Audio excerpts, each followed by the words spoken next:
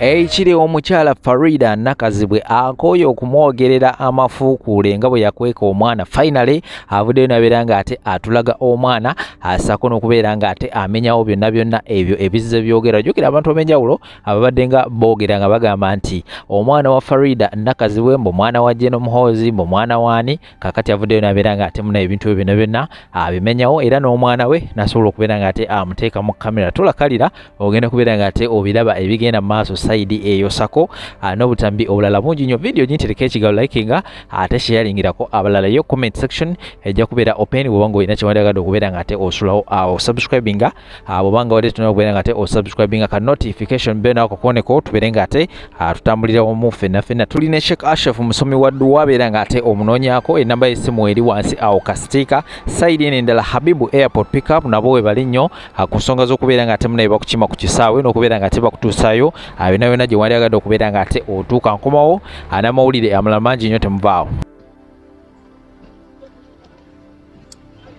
Amazima gali nti mbadde wange neneegamba nti naye bwe mbabuuzaako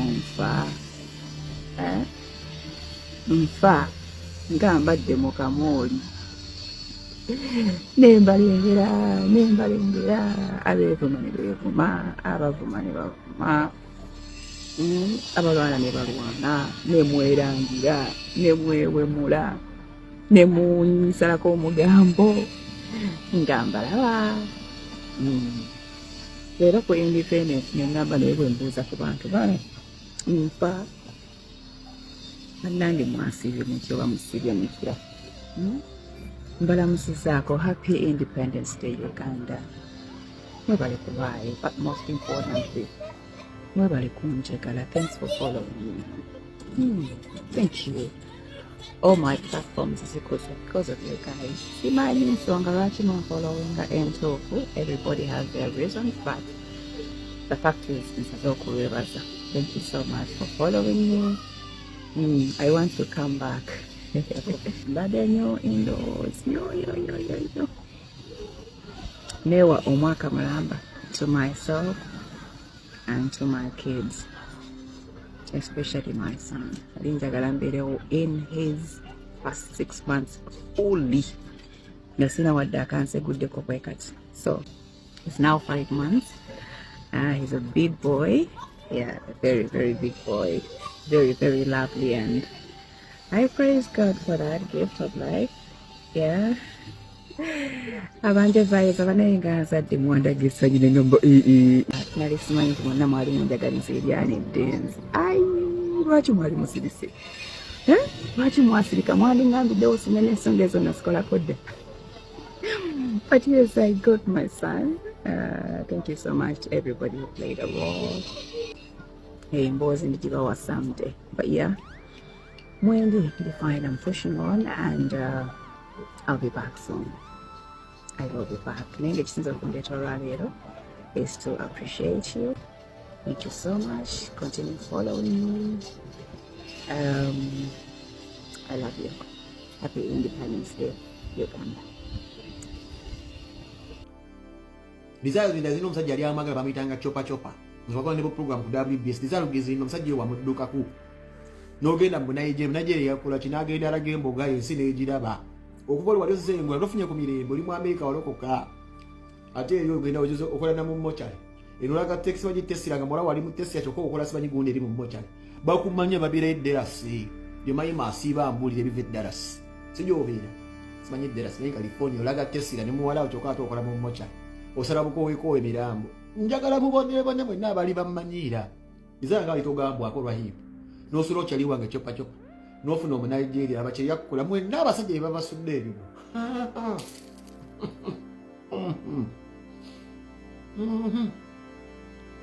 yafuma penge ng'olina omusajja mumapenge ng'olina omusajja olabe gy'onootuuka nkolima niko omuzimu nkolima ndiko ekitambo ekikulekinza okulekerera omuntu n'osiraana esinga onneejingamu. Omukazi yonna yali ayimba gospel ne musaba music wengi abantu bamunsaba nangamba simanyi mpubire manager we Longa fuse MP bamuyita Judith Babidi afuka MP musimanya chudukolo de management nze penge nkunonye gwe Judith Babidi nga nsaba music wo nonga mabungubire management yo pengo mubanyi nga akunonyeza mbuze nkubire management oli leader wa today no musajja yadduka gwali wabba osiranidde mwenda muri Canada eyo gye mutadde emitwe ndi mu batu leader njagala ensi bakube ogenze mugabi akasoro yali ayimba music w'omwoyo ogenze bakukubye engalo mu parliament jobye omusajja kati obona abonera Canada awo nkwagala benge kasito omunyiza ogenda kusirana awo mwenna mugenda kusirana manyira penge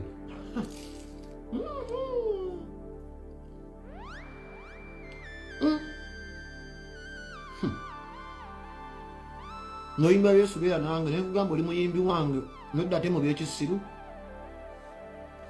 muri Canada eyo musiranye mu basenga asidi muwosa pamba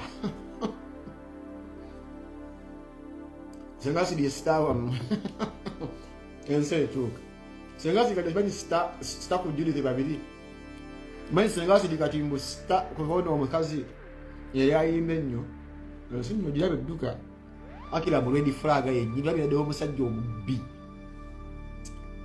kulusuma omukazi wattu ogenze ku polisi n'ebikooyi mbotute pretty kola tannatuuka kusibwa olina amagezi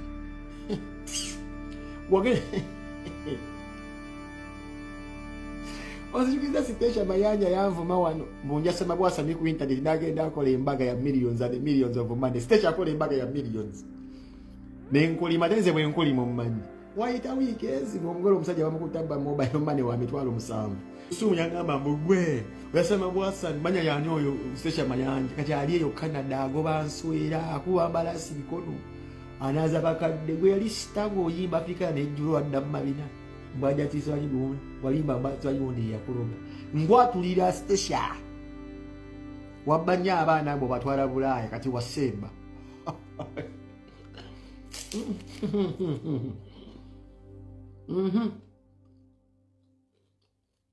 Tozeni beki chayima nga sitesha manja ali oyimba oliwa oliwa sitesha mayanja oliwa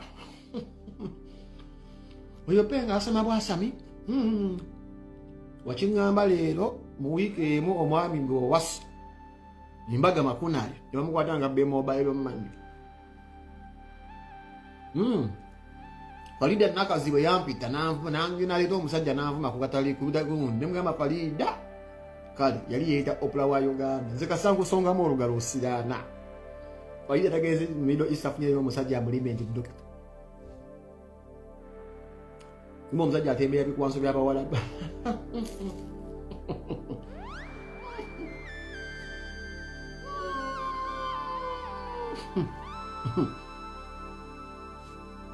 Singa muli bagezi singa penge muliza byabagamba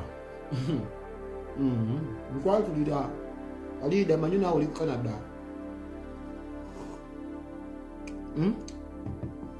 buli mukazi yabade yefula kanege kutaka mpuga finito mu NUP mpuga finito actually member wano finito elisigadde bya member goyogedde nze gambye gwe manya mu bya national unity platform bino twala byange nti omwami oyo finito finito in our mind for us mpuga is declared persona non grata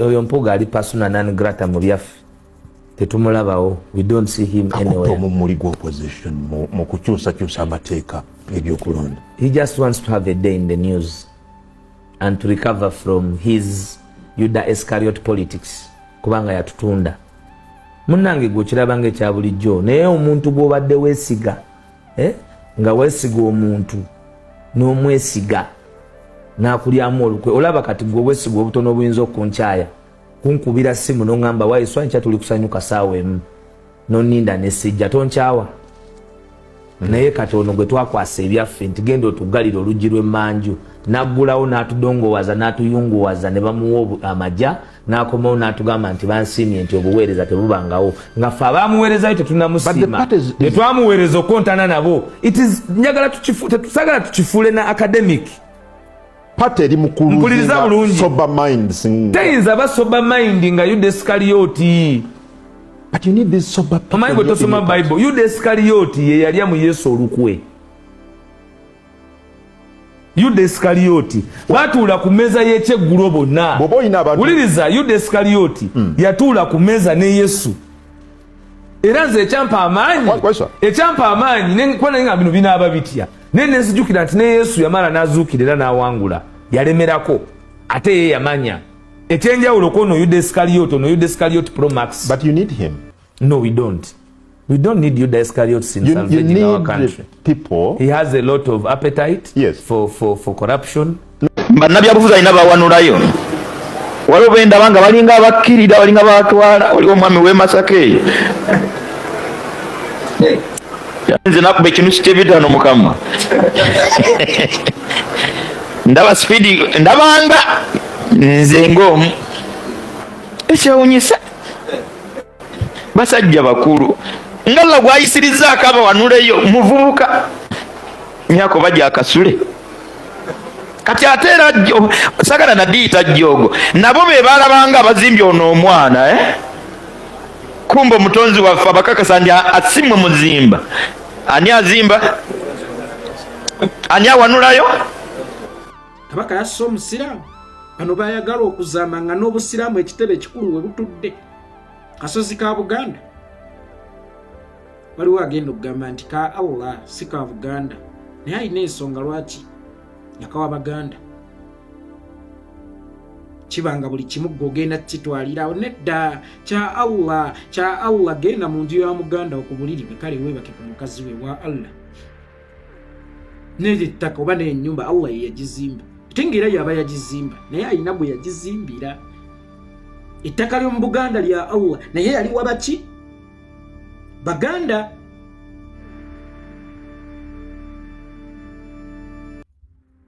Ekyokuvuma kabaka kyesittaza n'ekyokutambuza enjiri y'okwewasa kyesittaza kubanga temwamanya kyali mabega lwaki Abaganda tebeewasanga.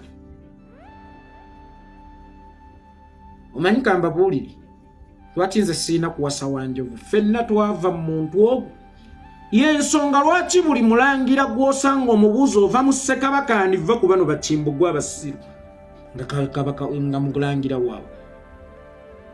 Tewali mulangira atalina Luganda ku kabaka baatandika eki nene bizijja famire zaawukanye ku ngoma bano balangira beekamanya bano balangira beekasengejje bano balangira beejindi bano balangira bawano. Enjovu yali emu bakitaffe baafuna butakkanya tata Galabuzi n'akyankana ne tata Semmambo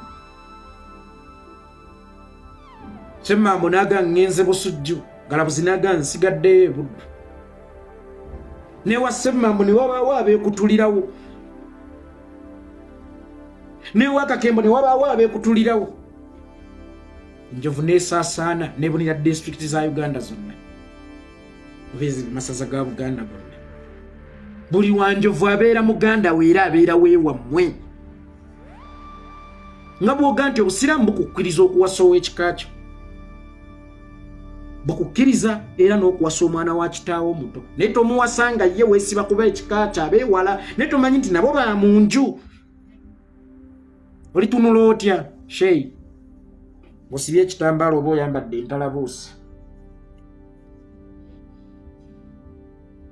nenga emugenza okuziika ewammwe ate we bazaala mukyalawo ojja kwekanga kinaakulisa bulungi. Kyogamba eyo bagiyita batya okwokukugira Muganda yakozesa kubi era teyakozesa bwongo gwe kyogamba nti gwa musinga amagezi ajja avuma kino olw'okuba tomanyi mugaso gwa gukiri mabega oba golowooza nti Omuganda osobola omuteeba okusinziira ku ntegeerayo.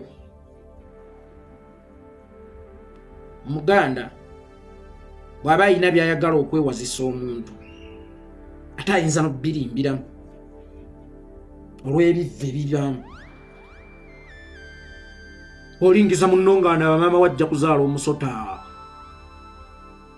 naye nga golooza yali guzadde oba omulingiza naye ani ayagala okuba muganda w'omusota ate nga gw'osinga ottera olowooza lwaki baalonda musota.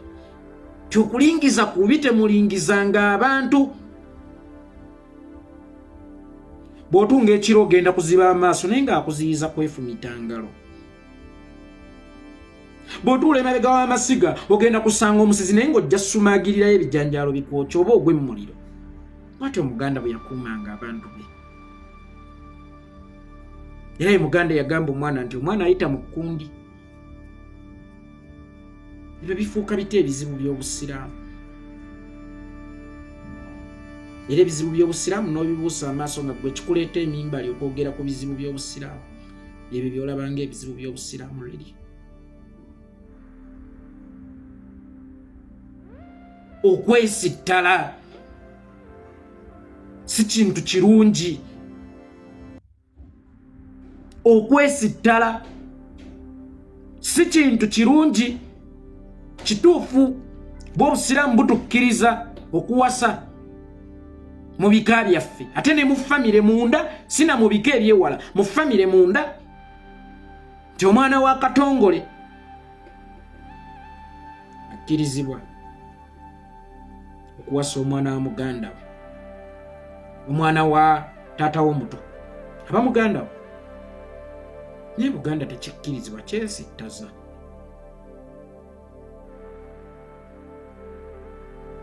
Ate simanyi oba nze abatakikoze mba nina ezzambi lye mba nkoze abaaye. Singa obutawasa wa kikakyo guba musango, oba singa okumuwasa ebeera sunna, twaligambye nti atukyettanire. Naye gubanga si musango era obutamuwasa nga ate era n'okumuwasa si sunna, tufaaki? Gagenze mbonye ne Museveni. Nakubuziza kwali nti kwali. Museveni takyaliko. Amasanyalaze gagenze. Naye tubonye ne Uganda. Amasanyalaze sawa zino galazeewa. Laba firuta wempeddeko wenfaanana. Olabika bulungi ate nga tekuli ttaala. Walai. Ate elebere kuba shadow. Ndazawo zino. Twabigobe ebisawo South Africa ebyo naye tebiwulira. Umeme ziri kampani nyamwemu. Ereeta amasanyalaze endala, esibayo waya ndala. Amasanyalaze galazeewa. Esimba emiti ndala, esoloza ndala. Lwaki Museveni tava ku ntebe? Really? Ebintu ebinyiza mu laba live yange. Ataka amasanyalaze gagenze. Amasanyalaze Museveni agasabirako akalulu okufa. Anti agendeyo mu byalo. N'abagamba ngenda leeta amasanyalaze ne bamulonda. N'agenda tagabawa. N'akomayo ekyayi ekijja n'asuulako emiti ku kkubo. Tagisima. Tabisimba. N'abagamba nga leeta ne badda. N'asima ebinya n'agateekako nateekako waya. Ge gamutambuliza ekisanja. Gagenze luyale. Gakomyewo bawulidde omulanga gwange. Kasitoyogera. Maneja wa umeme kwali kuno. Wali mu gabba kirabika. Oba tegaka waya Julia. Jakote kudajocha ne firiji. Jakote ne firiji. Nasanyalaze gagenda bwe. Mane tubone bonede Uganda. Kati gagenda bwe gadda. Je biri ma office ebya umeme bitu. Chobola banakugamba Junior Kampala okufa kyangu kataga amasanzi gayinza okuba kamyufu yegakola.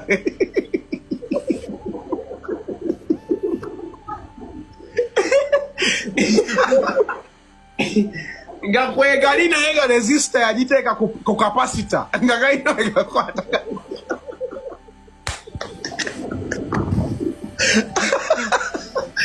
Owale Kampala okufa kyangu n'abawumeme benyininyini balinawo bakamyufu. Abawumeme muzeeko amasanyalaze. Maneja wa umeme oba oli kuno nyamba ozeeko amasanyalaze. Ebintu byemukola bya kisiru. Toyinza gira ng'omwana wa munna ali ku live ali mu 1.9 n'ojjako amasanyalaze. Mwe gavumenti mugitwala wa basajjamu. Umeme lwaki mutuswaza obwenkanidde wano? Zino sawa satu za kiro amasanyalaze ogatwala wa. Ne lwaki Museveni tagoba abasawo South Africa bano? Umeme lwaki tegenda? Really? Tukuye. Really? Look at me babwenfaanana. Amasanyalaze gagenze. Kati tubayi Uganda kati future gye tuwalinga eriwo nikijja kijja kama male nokikubira naina mune namba ya manager wa umeme Nateeke gwepe namba yi bire mu office biri ambizi Uganda amasannyalaze gayisinganya n'abantu bw'oba ogenda ku mulimu nga gakomawo bw'okomawo nga gavako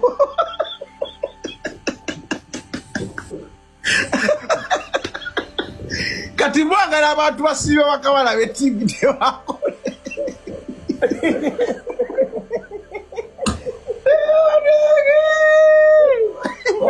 bw'oba ogenda ku mulimu nga gagenda bw'okomawo nga gavaako bw'oba ofuluma kubaca obadde Julius Sanze gakomawo gyo kubaca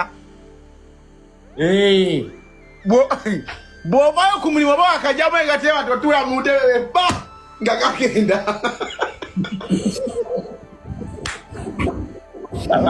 babanga Nakazibwe kati akomyewo tugajjeko tugajje ali kati babamanyi baagala nnyo tulye nga ne tulabayo tulwale siriimu ye keeka badi